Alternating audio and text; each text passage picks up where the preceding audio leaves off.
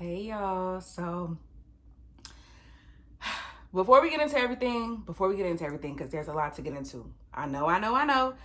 I did say that like season 2 is on the way and I disappeared for like a billion months. So first, hey y'all. My name's Jasmine. If it's your first time seeing me on this page, on this channel, we just vibe, we just chill.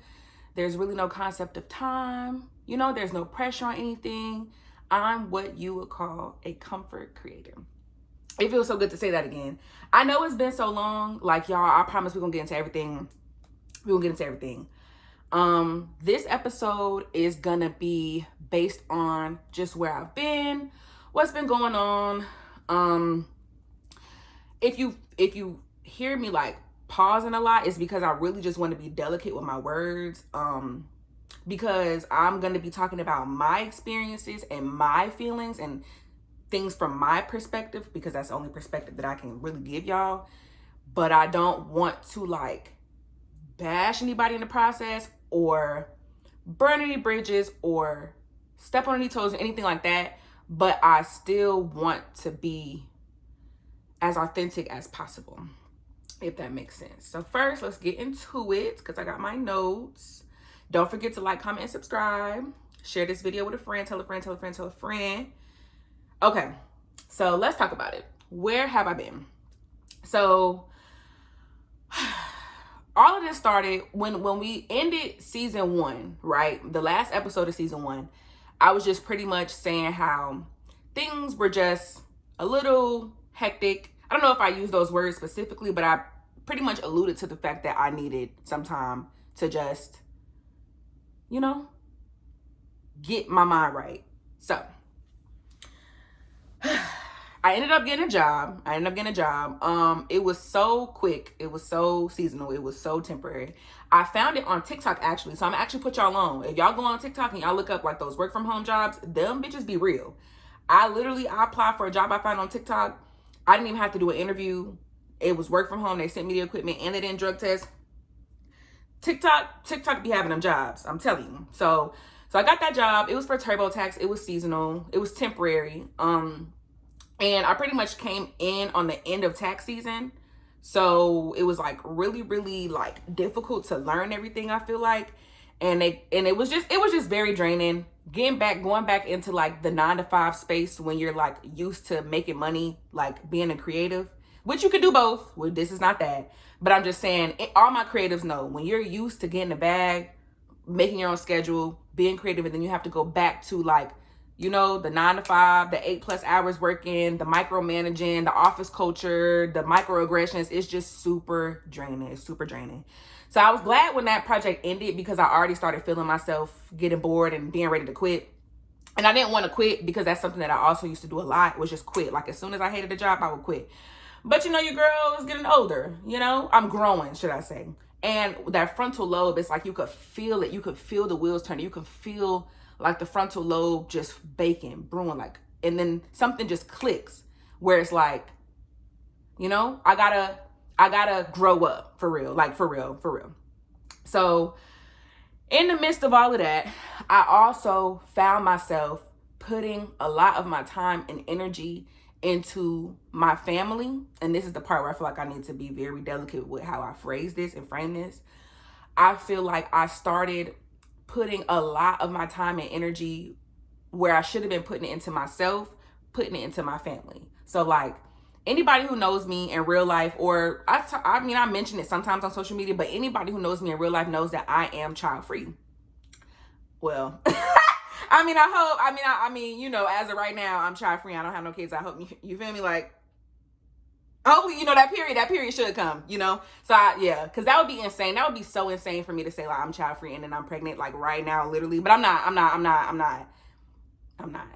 trying to find some wood to knock on. But we just go. Anyway, why did I even? Okay, Jasmine, something really wrong with me. Anyway, so anybody who knows me in real life knows that I'm child free by choice.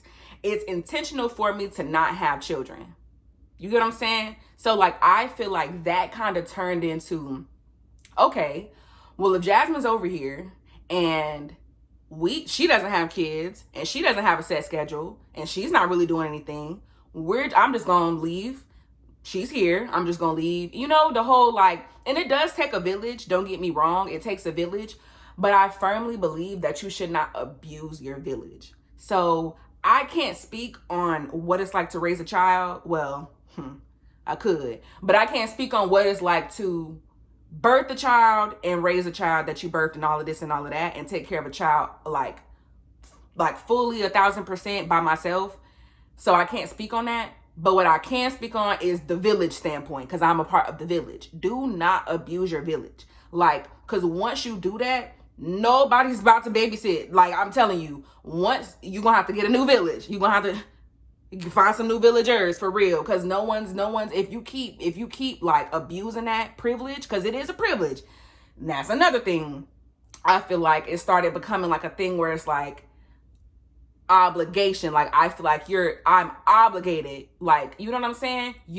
I'm entitled to your resources. I'm entitled to your time. You're free, so that means you're available. No, like, I don't want to wake up every single morning by the sound of other people's kids, 6:30 in the morning, screeching, crying. I don't want to do that. And it's like, I feel like growing up, being the oldest sibling, because I have 2 sisters, and they can we FaceTime later or something? Because I can't seem to keep your attention through text.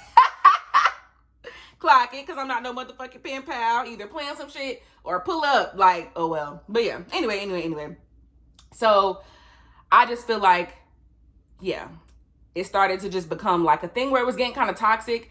And I used to be a people pleaser really, really bad. But I started getting to the point where it's like, okay, well, bitch, you know what I'm saying? Who gonna please me? Goddamn. You feel me? Like, so I kind of snapped out of that within the last 2 years or so. Really, when I became single, I kind of snapped out of that. Like, nobody's playing with me. A man's not playing with me. A family member, nobody. A friend, nobody's playing with me.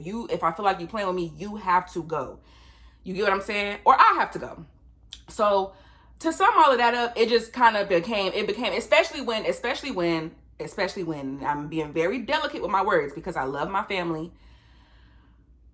But I feel like when it comes to the people who are having the children, well, the women who are having the children, or however it's working, I feel like the men who are fathering these children are not doing what they're supposed to do. And it's like, if you keep allowing this man to be around when he want to be, pop in and out, be a popcorn dad, do it, like, you know what I'm saying? But then you expect me to pick up his slack, past the sister role, past the cousin role, past the whoever, whatever role. I'm not an auntie, so either sister or cousin. That's when it becomes to be too much. And I started just feeling like my mental health dwindling. And I can't be y'all's comfort creator if I'm over here with my shit all fucked up. You feel me? So I had to like literally pull back, take a break, get my mind right, and figure it the fuck out. Like, literally. And I'm just now getting to the point where I feel mentally clear, mentally okay again to even get in front of the camera and talk to y'all. Because I missed y'all, like, for sure. Y'all in my community. But I just could not get on here and be like, and fake it. I just couldn't. Some creators can, but that's not me. And I feel like hopefully that's something that like draws my community to me even more, that I'm not going to get on here and fake it with y'all. Like, I was going fucking through it, bitch. I kind of did. I like low key, no shade. Oh, I'm getting a little choked up. Calm down. No shade. It was kind of scary. I ain't gonna lie. There were 3 days. Ooh, calm down. There were 3 days consecutively where I was, I was suicidal. I'm gonna just keep it a buck. I was.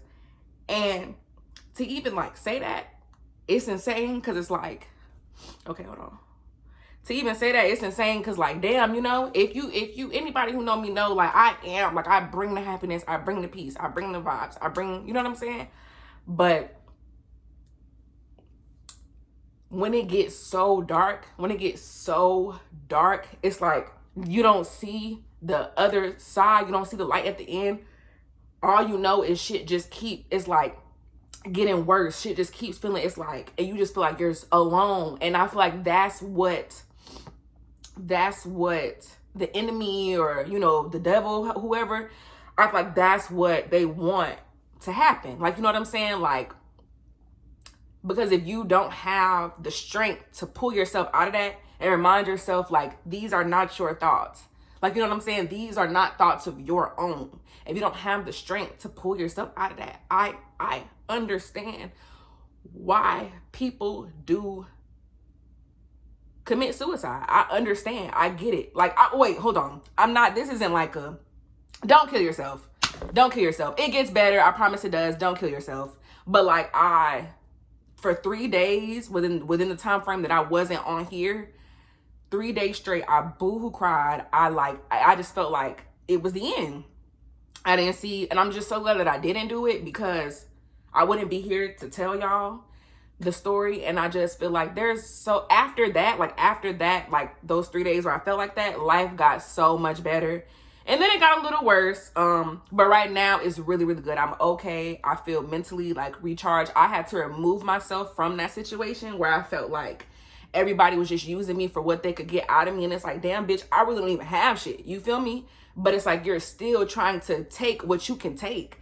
And when it's like, when that shit comes from your family, bro, when that shit comes from your family, it hits so different. Because it's like, my friends who I choose, you know, because you can't really choose the family you're born into, but my friends who I choose, when I tell you, they keep me grounded, they pour into me, they remind me of who I am, they don't let me lose sight of who I am, they don't let me lose my light, they don't let me drown. And it's like, they pour into me, I pour into them too. It's a mutual thing. Whereas I feel like with my family, and again, I love my family, I value my family, but I just wish that they value me. I don't feel in this moment, I don't feel value. And it's really mostly my mom's side of the family, because that's who I'm closest with, which is ironic. My dad's side of the family, I don't really talk to them as much. I kind of just keep my distance from them in general, because they can just be messy. Love them down too, but they can just be messy. I just don't really. But it's like, my dad, you know, he's a guy, so he's very logical. So when I'm explaining to him, like, you know, what's going on, he's just like, everything that you're saying is valid. Your feelings are valid. You know what I'm saying? And I'm not saying it doesn't affect you because you're don't embarrass me, because you're in the environment. But my hair kind of like snagged on my nail. I think it did it earlier too. Like, don't embarrass me. Like, I'm already crying on the internet. Come on now. So anyway, he was like, your feelings are valid, but everything that you told me, because I told him everything. He was like, everything that you told me, it doesn't even have anything directly to do with you. These are their problems, their stress. They have to figure it out. I put on sunscreen. I feel like it's getting in my eye. So I was like, you know what? That's real as fuck. And so I separated myself. I isolated. I was like, look, I just need a week to myself to where it's like, so here we are. So, that was that. I know that was a lot. And then to spice things up, to switch gears a little bit, which I feel like I'm going to do an entire segment on just this by itself. I've been busy. I've been working out. I've been, you know, hitting the gym when I can, but I mostly do like free weights, and I mostly like work out outside, and I've been working out in other ways too. Clack. And that, I feel like that in itself needs an entire episode, because baby, if y'all want to know, you know what I'm saying? If y'all want to know, I'll let y'all know. Because I've been, you know, doing some dating, you know, being a socialite, you know, getting the fuck down to the flow, you know. But I would love to talk about that if y'all want to hear about it, which I'm pretty sure y'all do.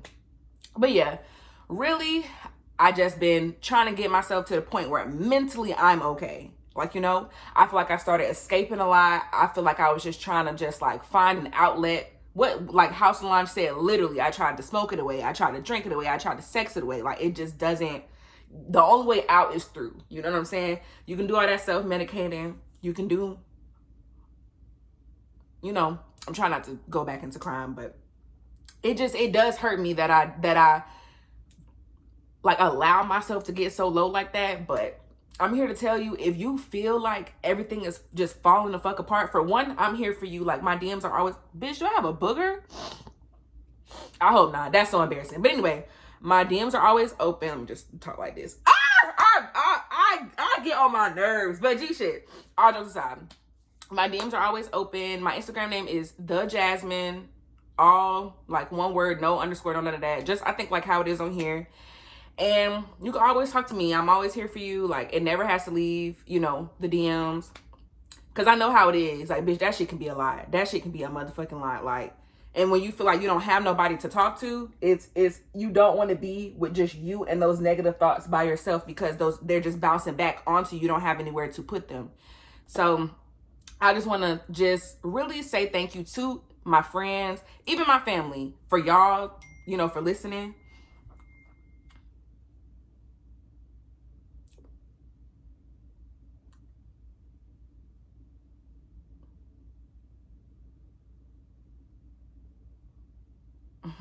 I think somebody just signed me up for the motherfucking for the military. Not for the military, but you know how like they can keep calling you. I think somebody just, who the fuck did I piss off? See, okay, and I think that's we're gonna save that for like the dating segment. But anyway, seriously though, I'm here. Like if you feel like everything's just falling the fuck apart and you just don't know where to go, who to turn to, you know what I'm saying? Just know that I'm here for you. And I know it is cliche for people to say it does get better, but it literally does. Think about it. If you kill yourself right now, you won't be able to experience the good that has to come. It's yet to come. Just don't kill yourself. Don't do it. Don't do it. Don't do it. Don't do it. I'm serious, for real. I joke a lot, and honestly, like, you know how they say the people who be laughing the most be the ones that be, but honestly though, I don't be crying behind closed doors. I be fucking laughing. I be on my phone scrolling on TikTok on my phone, laughing loud as fucking shit, rubbing my feet together, cackling. I be hooting and hollering. I don't really be behind closed doors sad, but shit do be happening. I'm just saying, even the people who are the most bubbly, the most bright, they go through shit too. So I just felt like, damn, don't just trauma dump on me all the time. Like, damn, I go through my shit too. You get what I'm saying? Like, I got shit I'm going through too. Damn, you know? So yeah, so that's really it for this episode. Don't forget to like, comment, and subscribe. This was like a very vulnerable episode. So, you know, I appreciate y'all for just creating a safe space for me, because I do my best to create a safe space for y'all. So I just appreciate that being reciprocated. I love y'all, love y'all, love y'all. And I hope everybody's okay mentally. It is Men's Mental Health Awareness Month, and I do want to shine some light on that. Personally, I am an advocate for mental health for everyone. I do care about men's mental health, even though, like, I do be dogging them. I do, but it's because really nobody gave a fuck when it was me. But all jokes, it's like, for real though, I genuinely do care about men's mental health. I just know that there have been so many times where a man has literally used that as a way to try to get some pussy, dead ass, like, you know, I'm depressed, can I fuck? You know what I'm saying? Like, damn, like, so, you know, I have to be very vigilant, because it's like, bitch, don't try to play with me. Or like, he say he depressed, but really he got a baby on the way. Well, you know, he say he depressed, but really it's a whole nother bitch. Like, damn, bitch, I prayed for you and you lied. You the whole time you're jolly, you're good as fuck, you're good, you're overly good, you're just going. But anyway, I'm gonna keep talking if I don't end it here. So I love y'all.